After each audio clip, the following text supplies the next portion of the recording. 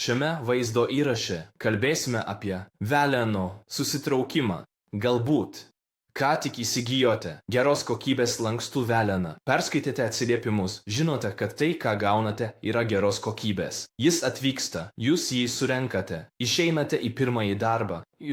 Darbo viduryje atrandate kažką siaubingo. Jūs pastebite, kad gręžimo ir veleno jungtis arba galas su grandinėmis kažkaip tapo šiek tiek tuščiaviduris. Kaip šis? Pavyzdžiui, galite pamatyti, kad atrodo, jog išorinis sluoksnis yra viena dalis, o vidinis sluoksnis kita. Ir iš karto galvojate, o Dieve, kažkas negerai su mano velenu. Na, aš čia, kad pasakyčiau, jog nėra, ir tai visiškai natūralu matote. Kai mes gaminame veleną, mes jį gaminame su keliais sluoksniais spyruoklinio plieno, kuris yra apvyniotas priešingomis kryptimis. Mes tai darome, sukimo momentas būtų vienodas, nesvarbu ar sukate į kairę, ar į dešinę, į priekį, ar atgal. Bet, kai mes juos gaminame, mes taip pat juos gaminame ilgu atstumu, ir tas ilgas atstumas visada yra tiesus. Kai velenas yra sujungtas, mes jį suvyniojame ant labai didelio ritinio. Ir viso to proceso metu tas velenas nepatyrė jokio sukimo.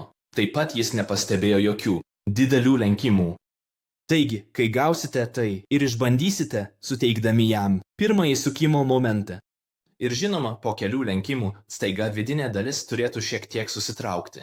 Nes viduje esančios siūlų dalys dabar nusistovėjo savo nuolatinėje padėtyje, tai paprastai įvyksta tik pirmą kartą. Antrą kartą, kai jį naudojate, kai tikrai išbandėte jį. Ir viskas, ką jums reikia padaryti, tai nupjauti galą. Šiuo atveju, pavyzdžiui, tai yra maždaug 0,5 colio 10 cm ilgio. Kartais tai gali būti daugiau. Turiu omenyje, kad esu matęs, jog jis gali būti 2 colių. Ir viską, ką reikia padaryti, tai tiesiog nupjauti jį su kampiniu šlifuokliu. Ir vėl prijungti savo ašmenis prie gręžimo jungties ir grandinių ir tęsti savo darbą. Taigi, tai yra veleno susitraukimas. Jei turite kokių nors klausimų, rūpesčių ar norite sužinoti ką nors daugiau, prašome susisiekti su mumis. Mes esame plumbertools.com. O jei esate Europos Sąjungoje, tai yra zurtools.com. Ačiū, kad žiūrėjote. Pasirūpinkite savimi. Ciao.